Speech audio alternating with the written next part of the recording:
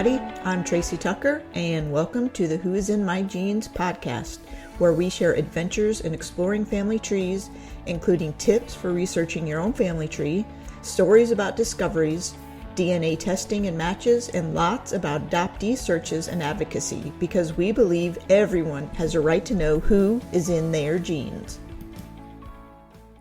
This episode is part one of introducing my son Alex to his 8 great-grandparents.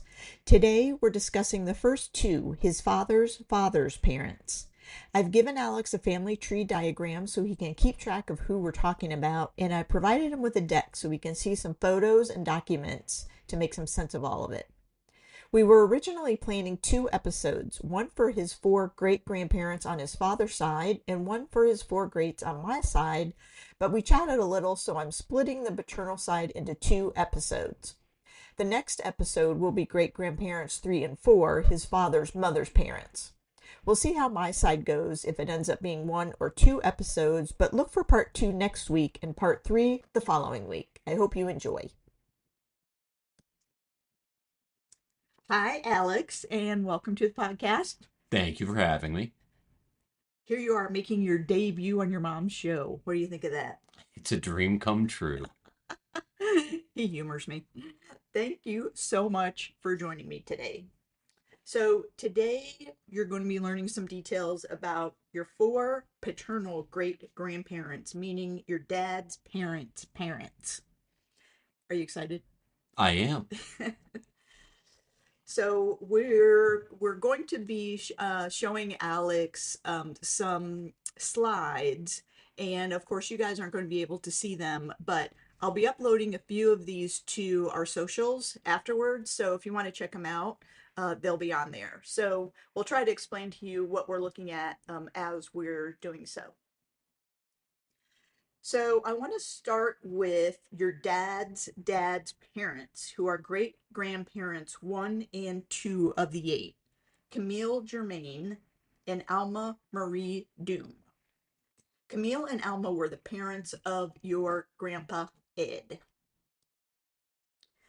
So Camille is your dad's dad. And I have a family tree here that I'm showing Alex so he can keep track of all of this. Who's who. Camille was born December 13th, 1873 in Bovekerk, Belgium, to Peter Garman and Julia Wallen, both also born in Belgium. On one of the native records, their surname is spelled Germein, but on many it's spelled Garmyn. In a one birth record, Camille is actually Camillus. Camille had one confirmed brother, Henry, who was about 8 years younger, born in 1881. I think he also had siblings Theodore, born in 1872, and Renilda, born in 1875. And it looks like Mom Julia died about 1893, but I'm not 100% confirmed on this. We don't know much about their life in Belgium, but on the children's birth records, Father Peter's occupation is workman, Werkman, which I think is descriptive. Fascinating, a workman. Except on Renilda's birth record, he was listed as herbergier, which in Dutch means innkeeper. Oh. So Bovekerk is a small village in the province of West Flanders, Belgium. Today it has about 1,000 residents. West Flanders, the province, has a total population of over 1 million. And by the way, Belgium has a major basketball league. The Basketball Club Oostende is the local professional team in Flanders, which was founded in 1970, and it happens to be the most successful basketball club in Belgian history, with 25 Belgian League championships. This team competes in the BNXT League and the International Basketball Champions League. So for those of you who don't know, Alex is a youth basketball coach. He coaches at our local Y and as the JV boys coach at one of our local high schools. So that's why I'm bringing up the basketball connection to Belgium. What a great hook. You got me now. I didn't think that would happen so early, but I tried. Did you plan that or what? So, anyways, back to Camille. Camille boarded the ship SS Vaterland in Antwerp, Belgium on February 15th, 1906, and came to the United States. The SS Vaterland he sailed on was a Red Star Line ocean liner that ran between Antwerp and New York that could accommodate around 1,000 passengers. And we're looking at a picture of the Vaterland here. In 1914, this ship began sailing under the British flag. In 1915, it was requisitioned as a troop ship and renamed the Southland. It was torpedoed that year by a German submarine in the Aegean Sea, and 36 people were either killed by the explosion or drowned. The ship did not completely sink, though, and eventually made its way back to port. It was repaired and returned to service the following year in 1916. However, in 1917, it was again torpedoed by a German submarine off the Irish coast, and it did sink, and 4 lives were lost that time. So back to Camille. In 1909, Camille's father, Peter, also left Belgium for the US. On a list of passengers of the ship Vaterland, the same ship, Peter is described as age 59, measuring 5 feet 7 inches tall, with blue eyes, a fair complexion, and blonde hair. It states he has a disability condition of senility. He had $100 and was joining his son in Fowlerville, Michigan. It also names Desiree Germain as his brother in the old country. And Desiree was your Grandpa Ed's middle name. And we're looking at a picture here of Peter Germain. And I do see some resemblance of him and my grandfather in the head shape and some other features. So it's interesting to see the connection over the generations. Isn't that cool? I mean, this is your father's father's father's father. That's wild. Absolutely wild. I mean, he has the same last name as you. And you said the last name earlier that sounded close to Jermaine. Garmin. So I Yes. imagine if that got morphed somehow through, when people would come over to America, they just essentially be given a name or their name would be morphed somehow. So I wonder if something like that happened similarly here. Yes, likely. And we've talked about that on the podcast a couple times, how when people came to the United States, they one wanted to make it something that was easier to pronounce for everyone else, and also that they wanted to fit in. So they didn't want to have a strange sounding name. So they would often Englishize their names. And in fact, in a few minutes, we're going to talk a little bit more about some of your ancestors who did that. So I do imagine that that is how Garmin, Garmyn, became Germain, Germain. By 1910, Camille, Dad Peter, and brother Henry were in Handy, Michigan. And we're looking at a map of that here. Handy is the township, and Fowlerville is within the Handy township. The 1910 census states they lived on a farm, which they worked. Camille could read and write and had his naturalization papers, meaning he was working towards U.S. citizenship. I found a very cool map of Handy Township in Livingston County, Michigan from 1915 that shows a rectangular plot of land owned by C. Germain in Area 4 of the map, which is on the north portion nearly to the border with Conway Township. It shows that the East Branch River ran through the property. There's no legend on this particular map, but I believe the dots inside each plot represent the homes or the buildings in that property. He owned a ton of land. Wow. Yes. And the one in the C. Germain plot is in the very bottom right. So the southeast corner is where their home was. It is one of the bigger plots of land on this particular map. So this was the farm they owned and worked. There was an agricultural or farm census taken in 1910, which would have told us what they farmed, but these schedules for 1900 and 1910 were destroyed by congressional order. I'm sure they had no further use for them and didn't care to store them somewhere and had no idea how many people in the future would want them. So Camille registered for the draft for World War I at age 44 in 1917. His draft registration card, which we're looking at, states he was a naturalized U.S. citizen and that he was of medium height and build with grayish brown hair and blue eyes. It lists his nearest relative as Henry Germain, his brother.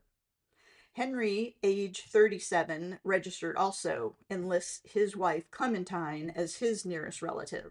He was also described as having medium height and build with blue eyes and brown hair. On December 8th, 1919, Camille was issued a passport, which is how we have his photo. The application confirms his birth date and place, his residence at the time, which was Fowlerville, Michigan, and his father as Peter Germain. It describes him as 45 years of age, 5 feet 8 inches tall, with brown hair, blue eyes, and a ruddy complexion. A UK and Ireland incoming passenger list shows Camille Germain, age 46, farmer, sailed on the ship Baltic of the White Star Steamship Line from New York, arriving in Liverpool on January 3rd, 1920, in transit to Belgium. So he sailed back to Belgium in 1920. After he had already been in Michigan for a little while. Yes. Okay. So now we're going to shift for just a minute to great-grandparent number 2, Alma Maria Doom, your dad's mother. Alma was born on August 14th, 1887 in Bovikirk, Belgium, to Desiree or Desiderius Doom. Isn't that a cool name, Desiderius Doom? A lot of D's in there. Desiderius Doom, I just feel like it should be an action figure or something in a cartoon. Oh, definitely. And Juliana Pollitt. She had at least one sibling, Alphonse, 4 years younger. We have a record of Camille and Alma arriving back in New York on April 28th, 1920, so about 4.5 months later, aboard the SS Kroonland from Antwerp, Belgium. The arriving passenger list details Camille as having received his U.S. citizenship on May 20th, 1918, and Alma as having received a passport issued through the Brussels U.S. Embassy on April 5th, so about 3 weeks prior to them sailing. This seems to be confirmed by an emergency U.S. passport application for Alma, which was issued on March 29th, 1920, and we're looking at a copy of that here.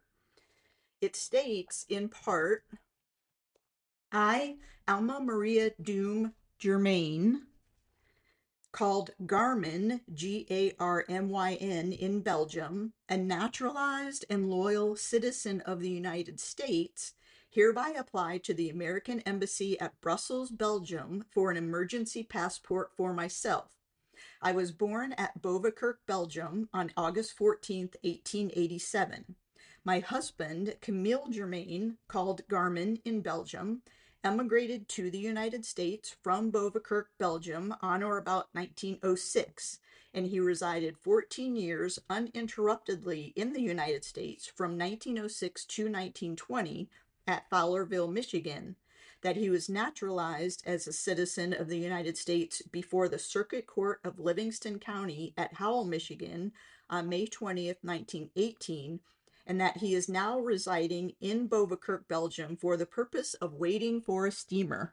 It further states, I have resided outside the United States at the following places for the following periods. Bovikirk, Belgium, always. So she has always lived in Belgium. So how is she a resident of the United States? I desire a passport for use in visiting the countries hereinafter named for the following purpose: Belgium, to accompany husband returning to United States, sworn at the American consulate at Ghent, Belgium on 29 March 1920. So this application provides her photo and a description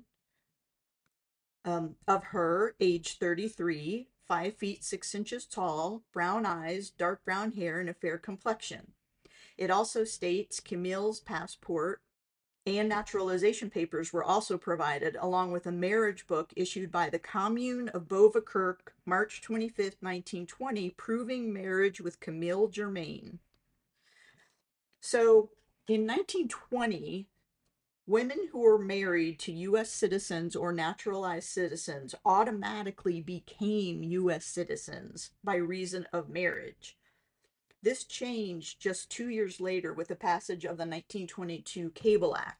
Then she would have had to apply for citizenship herself, requiring 5 years of residency and 6 months in the state where she was naturalizing.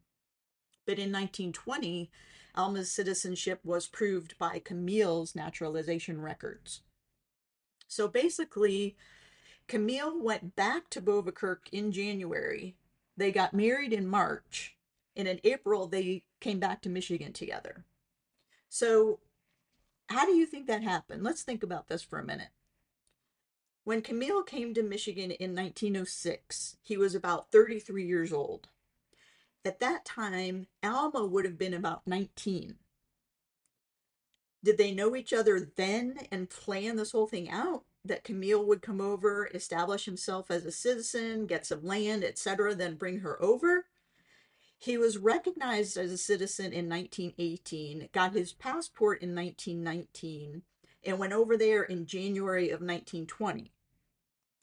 Or maybe their families in Beauvais-Kirk set them up, since in 1920, Camille was still single at age 47, and Alma was still single at about age 33. So what do you think of that? It sounds like he just basically got their life in America set up somehow. I don't know about the connection between those two, though.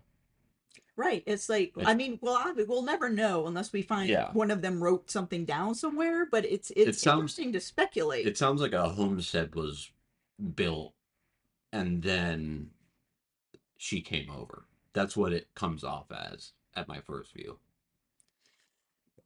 If you think about it though, see, that's what I thought at first too. But when you think about it, if he was going to be over here 16 years anyways, why didn't she just come with him and spend the 16 years and get her citizenship in her own right?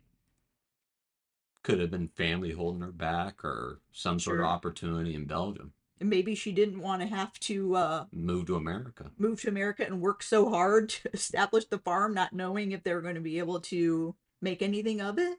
I mean, who knows? It's just very interesting to speculate about, what the story is, especially if you consider the difference in their age. Mm-hmm. I mean, almost 15 years difference in their age. So we may never know. But by the 1930 census, Camille, who was then 57, and Alma was 42, had 4 children: Walter, Edgar, who is your grandfather, Agnes, and Dorothy.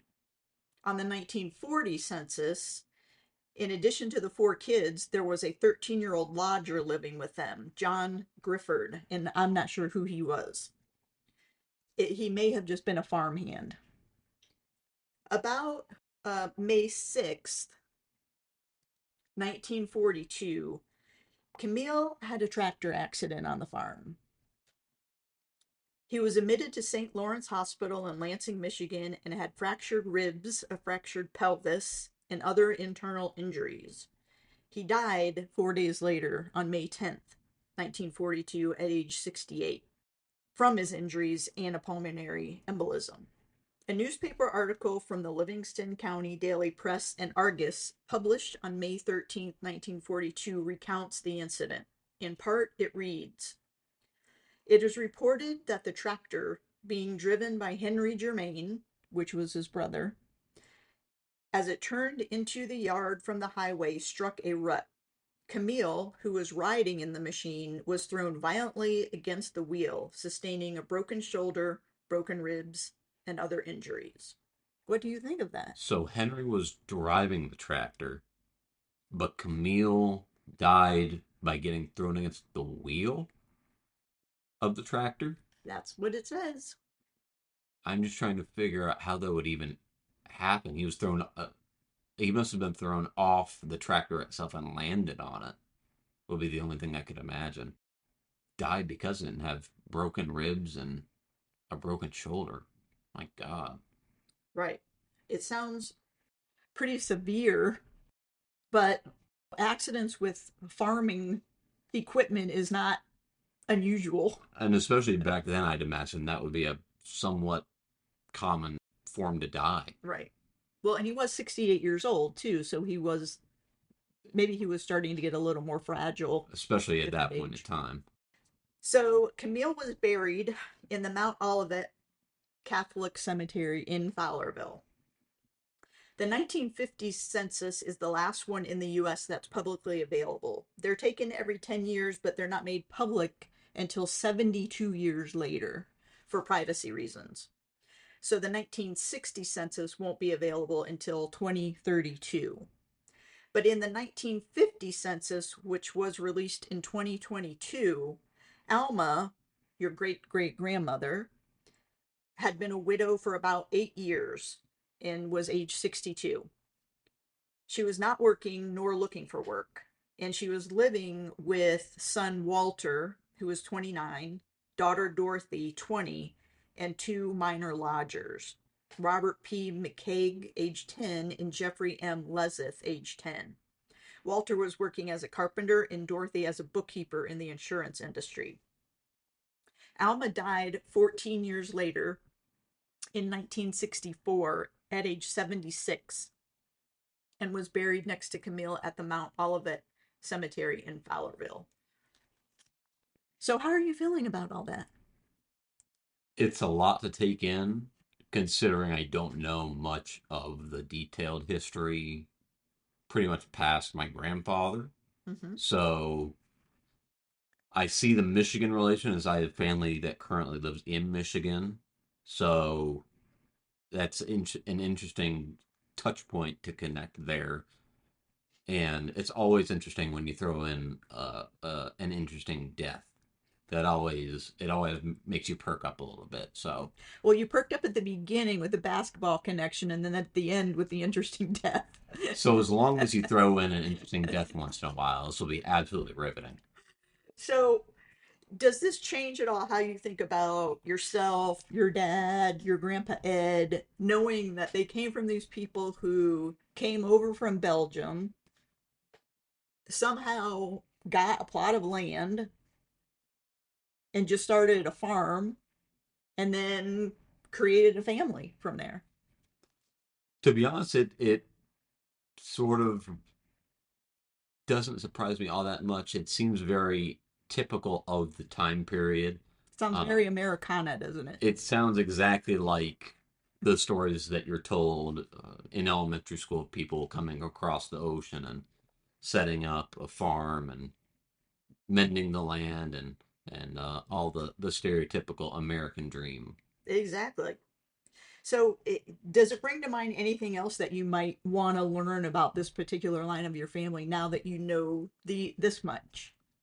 When we looked at the map, because I do have some knowledge, primarily through you, of those old eras of owning land and the way of life of how did he get to, because the size of the plot of land on the map was significant. It immediately caught my eye as pretty much being the largest plot owned in that entire town. So I know it's probably difficult to ascertain why or how it got to that point, but that would be very interesting to find out. Duly noted, and now on my list of things to research.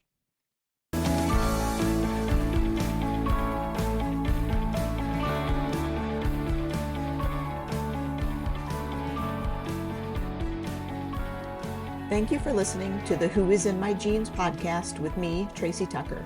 If you enjoyed it, please give us a great review to help others find the show and follow us to get notified of new episodes.